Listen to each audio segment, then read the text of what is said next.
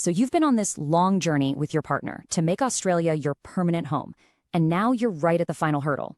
In this explainer, we are going to break down that last crucial step, the Subclass 801 visa. This is your ticket to permanent residency. First up, we'll cover what this visa actually is. Then, we'll get into the all-important question of timing.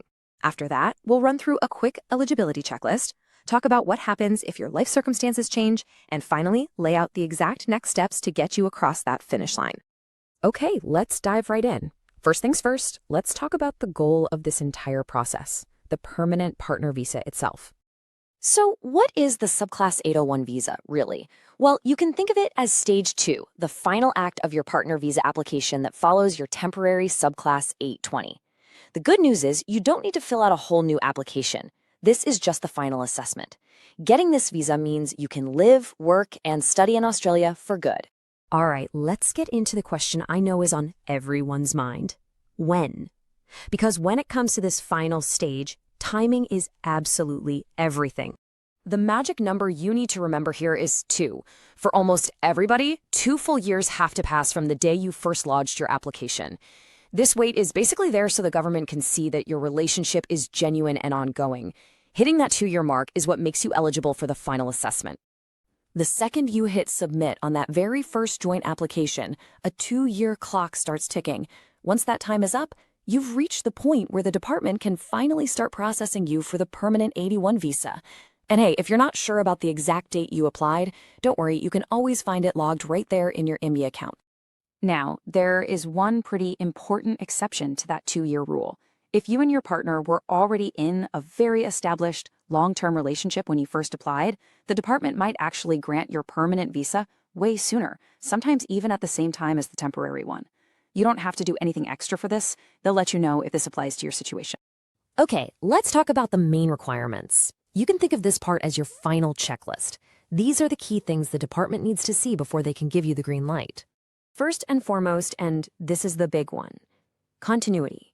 The department has to be satisfied that your relationship with your sponsoring partner is still genuine and continuing. Basically, you've got to still be with the same person who sponsored you in the first place. Next up, health. You still need to meet Australia's health standards.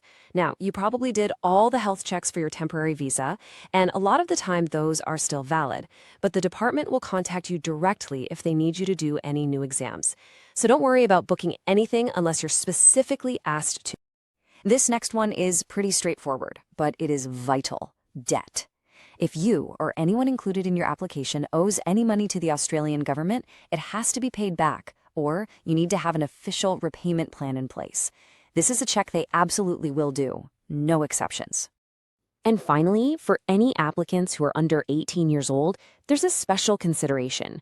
In these cases, the department uses what's called a best interests of the child test. It just means they'll take a close look at the child's welfare to make sure granting the visa is the right thing for them. All right, now we need to cover a topic that's a bit sensitive, but it's incredibly important. You know, life happens, and sometimes things can change during that 2-year wait. This section is all about the crucial exceptions the department can make when that happens. This is the question that can cause so much stress and anxiety. What happens if, for whatever reason, your relationship with your sponsor ends before that permanent visa comes through? Well, here's some reassurance, and this comes directly from the Department of Home Affairs. If your relationship breaks down, or even if your partner tragically passes away, it does not automatically mean your visa journey's over.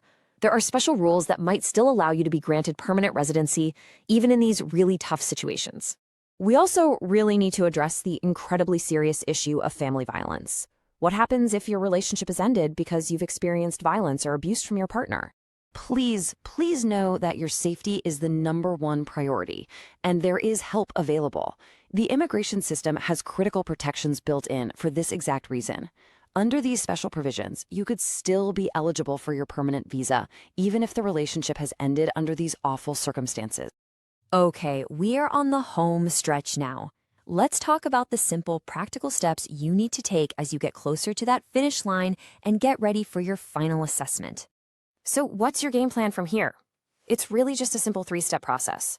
First, just double-check your original application date in your IMBI account so you know when your 2 years are up. Second, just wait. The department will contact you when it's your turn. And third, be ready. When they ask for more info, get it to them quickly. A fast response helps keep things moving smoothly. When you really think about it, this whole process, all the paperwork, the waiting, the stress, it's all about building a foundation for your new life in Australia. So as you take these last few steps, maybe think about the bigger picture. Permanent residency isn't the end, it's the destination. The real question is, what are you going to build when you finally arrive?